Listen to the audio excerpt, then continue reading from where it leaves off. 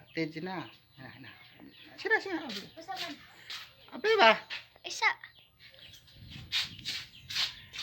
So guys, yan po ang aming munting bahay sa probinsya. Nagpalagay po kami ng tubig na kuryente kasi ang hirap pag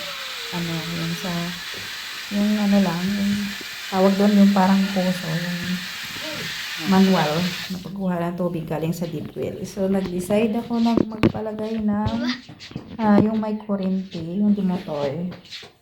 Tapos ayan, na-connect na nila. Tapos pati na din sa lababo kasi wala pa akong tubig sa lababo, pati na din sa CR. So yan po ang aming maliit na tirahan sa probinsya, which is hindi pa talaga natapos dahil sa kulang sa budget. Ayun, so matatapos ka din pagdating ng araw. So yan, masaya lang ako kasi naumpisahan na rin.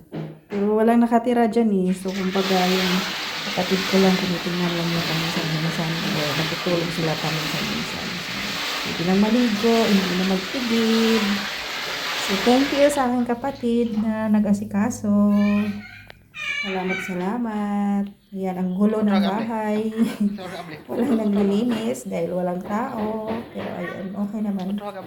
Matibay naman kahit dinaanan ng malakas na bagyo, hindi naman naubos lahat. So nagtira pa naman ng matutulugan. So yan. Ayun, malakas, pwede na maglaba. Ayun. Kaso ang kuryente din. Okay lang. Bihira lang naman ako umuwi ng bakasyon. Thank you!